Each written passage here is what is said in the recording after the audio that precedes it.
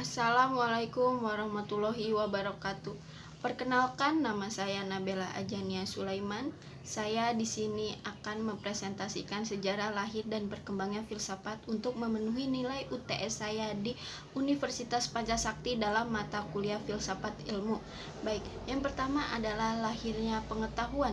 Pengetahuan lahir sejak diciptakannya manusia pertama yang berkembang menjadi sebuah ilmu atau ilmu pengetahuan. Ilmu pengetahuan lahir karena hasrat ingin tahu dalam diri manusia.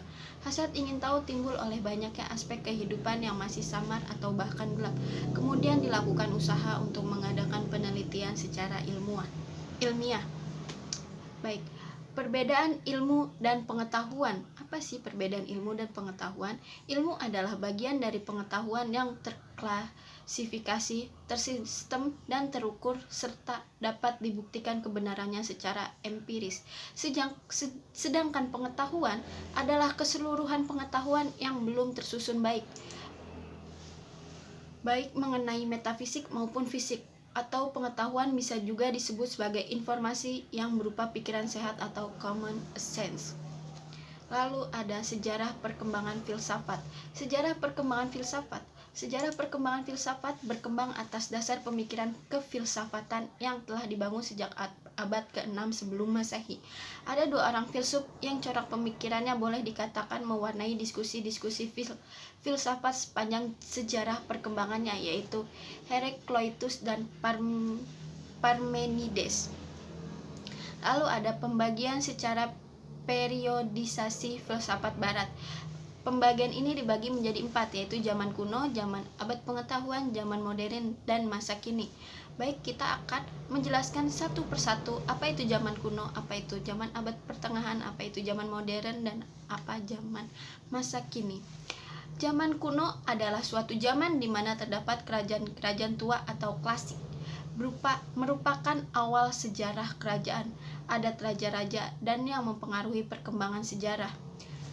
Zaman abad pertengahan adalah suatu zaman pada kurun waktu peralihan dari abad kuno ke zaman modern. Abad pertengahan sejarah Eropa berlangsung. Abad pertengahan bermula sejak runtuhnya Kekaisaran Romawi Barat dan masih berlanjut manakala Eropa mulai memasuki abad perbaharuan dan abad penjajahan. Lalu zaman modern. Zaman modern adalah zaman di mana merupakan zaman Kiwari, merujuk pada tahun-tahun setelah 1500 Masehi. Tahun tersebut ditandai dengan runtuhnya Kekaisaran Romawi Timur, penemuan Amerika oleh Christopher Columbus, dimulainya Zeitgeist dan reformasi gereja oleh Martin Luther. Lalu ada masa kini. Masa kini adalah masa perkembangan zaman. Lalu aliran yang muncul dan berpengaruh terhadap pemikiran filsafat. Aliran yang dimaksud adalah sebuah paham yang berdasarkan pada pandangan-pandangan yang berkaitan dengan sistem ekonomi dan sosial politik. Salah satunya mencakup materialisme.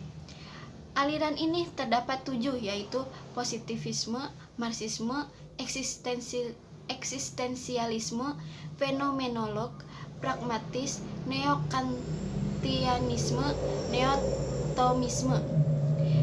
Saya akan menjelaskan satu-satu aliran tersebut.